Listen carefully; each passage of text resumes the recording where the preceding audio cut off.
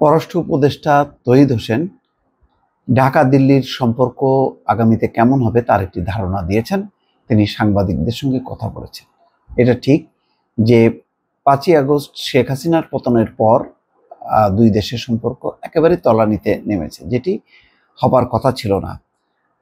এটা একটা অস্বাভাবিক ব্যাপার যে এত বেশি ঘনিষ্ঠ শেখ হাসিনার সরকারের সঙ্গে ভারত, যে শেখ হাসিনার পতনের সাথে সাথে ভারতও বিচ্ছিন্ন হয়ে গেল।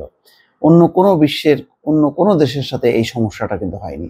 এমনকি চীন যে এত ঘনিষ্ঠ ছিল আওয়ামী লীগ সরকারের, তারাও কিন্তু সম্পর্ক স্বাভাবিক করে ফেলেছে খুব দ্রুত গতিতে।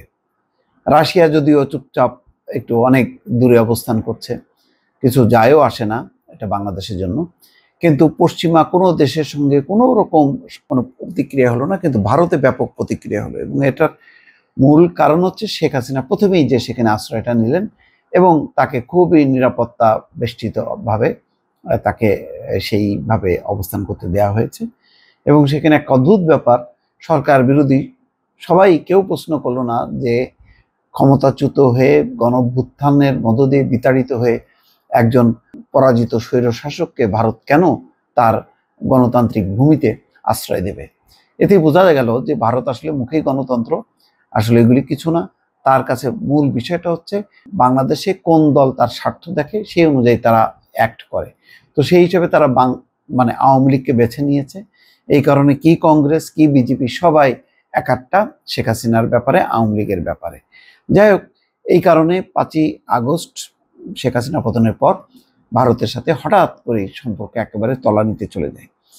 তারপরেও ভারত একটি বড় দেশ, দক্ষিণ এশিয়ার একটি সবচেয়ে বড় দেশ, এবং অনেক ক্ষেত্রে নেতৃত্বও দেয় তারা। পশ্চিমা বিশ্ব ভারতকে কাউন্ট করে, তারা মনে করে যে ভারতের মাধ্যমে তারা তাদের এই অঞ্চলের স্বার্থ রক্ষা করবে।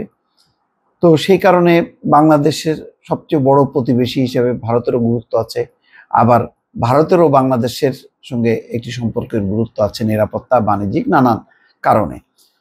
তো শেখ হাসিনা বা আওয়ামী লীগের জন্য তো সেই সম্পর্কটা, সেই বিষয়টা দীর্ঘদিন আটকে থাকতে পারে না। তো সেই হিসাবে এখন উদ্যোগ নেওয়া হয়েছে, ভারতের পররাষ্ট্র সচিব আসবেন। সেই পররাষ্ট্র সচিবের আসা উপলক্ষে একটি বক্তব্য দিয়েছেন পররাষ্ট্র সচিব, তাতে তিনি আভাস দিয়েছেন যে সামনের সম্পর্কটা কেমন হবে। এখানে বলা হচ্ছে যে ঢাকা দিল্লি সম্পর্ক স্বাভাবিকে নিতে এফওসি হবে প্রথম পদক্ষেপ। কি সেই এফওসি?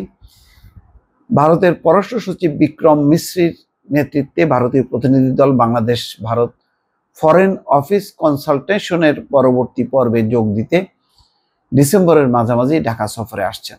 এটি প্রতিবেশী দুই দেশের মধ্যে দ্বিপক্ষীয় সম্পর্ক স্বাভাবিক করার প্রচেষ্টারই ইঙ্গিত। পররাষ্ট্র উপদেষ্টা মোহাম্মদ তৌহিদ হোসেন আজ বুধবার সন্ধ্যায় পররাষ্ট্র মন্ত্রণালয় বাসসকে বলেন, আমি বিশ্বাস করি আমরা স্বাভাবিক সম্পর্কের দিকে অগ্রসর হচ্ছি এবং এফওসি হবে সেদিকে এগোনোর প্রথম পদক্ষেপ।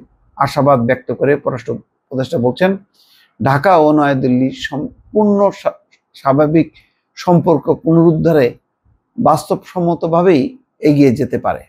উভয় পক্ষই দ্বিপক্ষীয় সম্পর্ক উন্নয়নের প্রতিশ্রুতি ব্যক্ত করেছে উল্লেখ করে তৌহিদ হোসেন বলছেন, আমরা ভারতের সঙ্গে সম্পর্ককে আমাদের জন্য গুরুত্বপূর্ণ মনে করি এবং বিশ্বাস করি বাংলাদেশের সঙ্গে সুসম্পর্ক বজায় রাখার ক্ষেত্রে ভারতও সমান গুরুত্বপূর্ণ।